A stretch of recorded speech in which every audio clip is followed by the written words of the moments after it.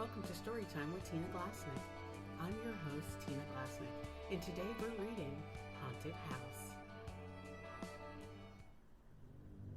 A vampire riding a witch's broom? If anyone had masked me, a new vampire, if it were possible, I'd have laughed. That was before I knew the truth, for I did not travel alone. My companion's reputation preceded her. In my quest to do shadow work, Baba Yaga was my guide. She was the stuff of nightmares. The old forest witch led the way, riding in her black mortar, steering with her pestle, while I sat on a broom. The wind carried her evil-sounding cackle. Even her name sent fear scampering down my spine, as if it were a rickety ladder. Maybe, if I had not known of her nefarious ways, I might have been more at ease. On this night, the veil was thin, allowing us to traverse time and space. After a while of wrestling with my thoughts, we finally landed on a busy suburban street, decorated in all of its Halloween delight.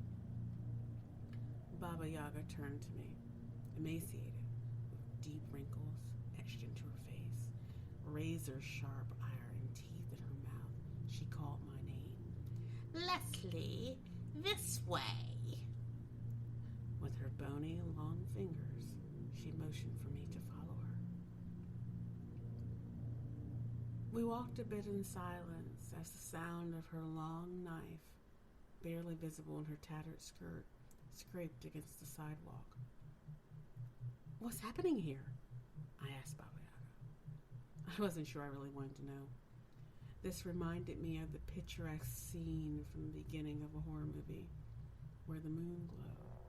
All was perfect, but a killer waited for an opportunity to create mayhem.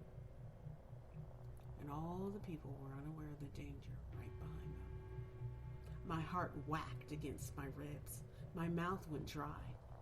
Then, glancing around, I tried to find that bit out of place. Nice witch costume, a little girl said, covered in yellow and black stripes, squeezing between us. Baba Yaga sneered and squinted her eyes. A better way to eat you, child.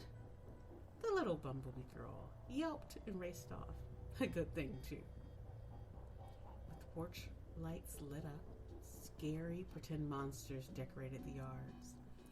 Doorbells loudly rang as the children sang out, "Trick or treat!" The neighborhood kids, carrying pillowcases or trick-or-treat pails, all seemed to come together to head toward the Halloween haunted house. I hope you're not taking me somewhere to eat kids. I don't eat people.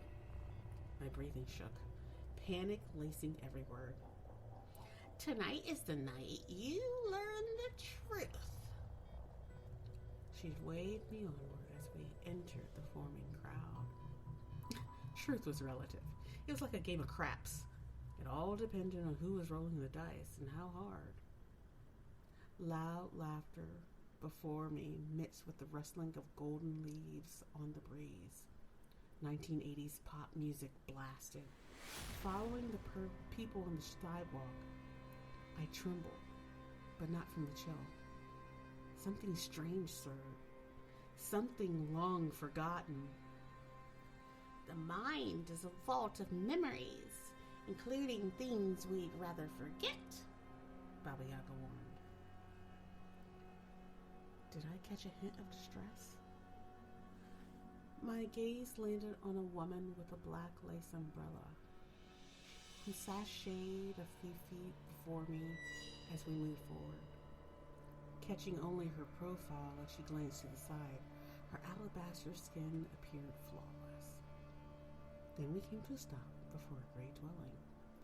The lights flashed in the windows as ghoulish screams accompanied scary music and that of a loud chainsaw.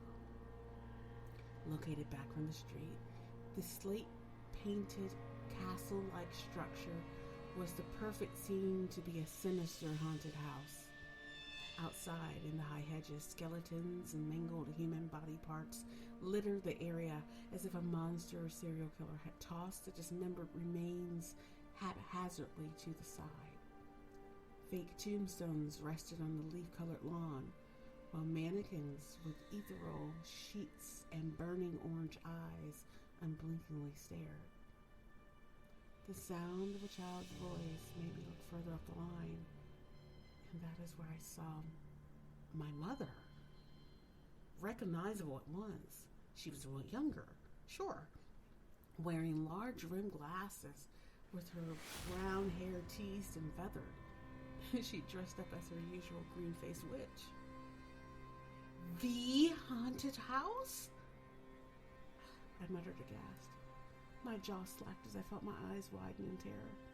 I looked over and spotted the neon street sign from Tulsa Street, and another involuntary shiver raced up my spine.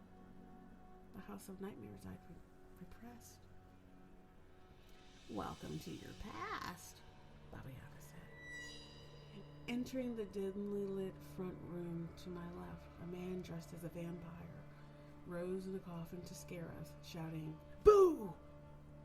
Plastic skeletons swung from above as if attacking, and thick imitation spider webs hung from the ceiling. A woman in a blood-spattered wedding dress sat on a settee. Fake blood erased down the walls, and the planchette moved unassisted on a spirit board. Lights and candles flickered. Mirrors cracked and reassembled. "Is this real?" I heard someone ask. As a question many might indeed wonder. But somebody had certainly combined a bit of spook theory with true spiritualism. I kept my eyes on the little girl, who I recognized as the 7-year-old me. In that crowd, I watched a shadowy figure move ever closer to her, like it stalked her, just waiting for an opportunity. "We have to help her," I said to Baba Yaga. Anger rolled off her. "No one can see us. You are here to watch, to relive." "What do vampires do for Halloween?" A teenager in the throng asked, to receive a bout of uneasy laughs at the punchline. "They suck like you." The little girl turned around. It was much the same as looking at an old photo. Pigtails with twists, with curiosity in her eyes. Until then, I'd been fearless. She moved back closer to her mother's side, widening the group's distance. I walked with the crowd, around and around in a circle, darkness's tentacles wrapped around me, tightening. The memory pulled me in until once again I was 7 years old, with my feet slid in plastic dress-up shoes, moving ever slowly to my family before me. This wasn't my first time in a haunted house, or around ghosts, or pretend ghouls.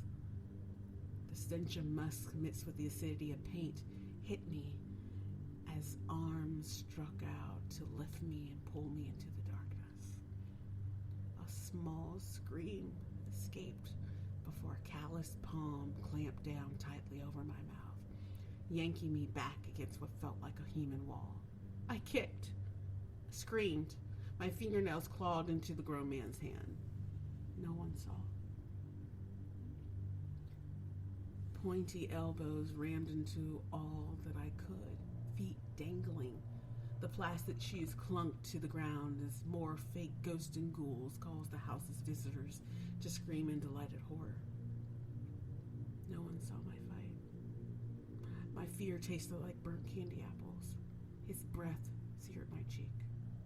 Sucked back into my body, I watched with Baba Yaga, unable to help the earlier me, who struggled against a child predator.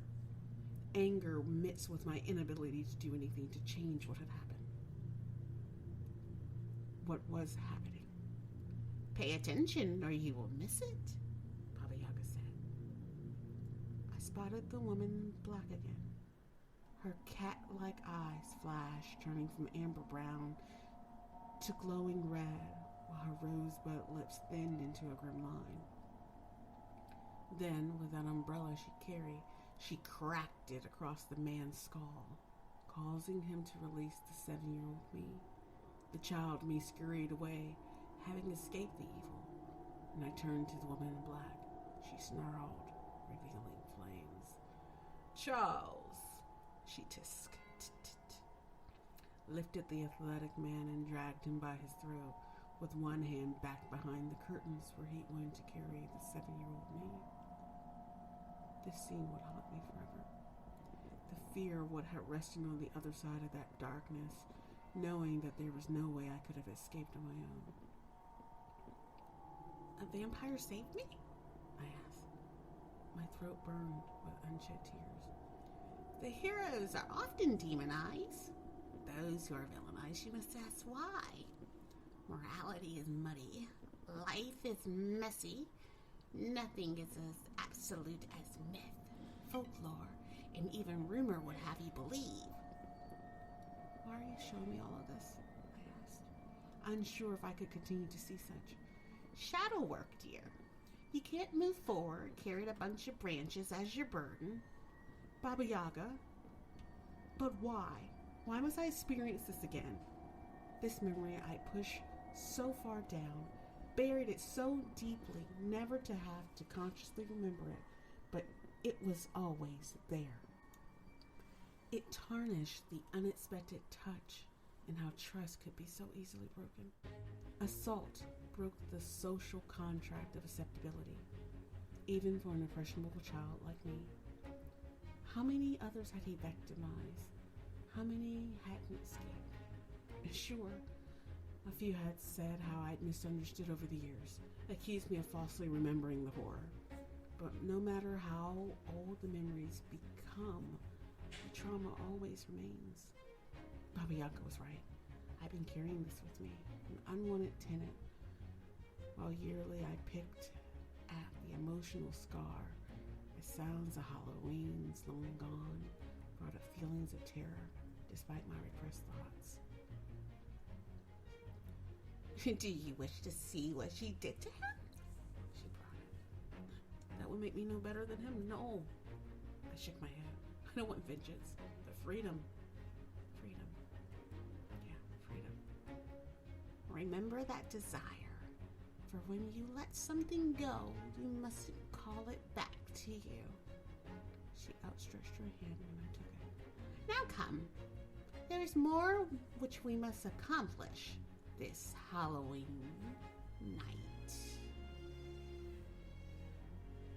Thank you for joining me as we have read Haunted House, a flash fiction piece featuring vampire Leslie Love from the Order of the Dragon series. Learn more about Tina Glasneck at tinaglasneck.com.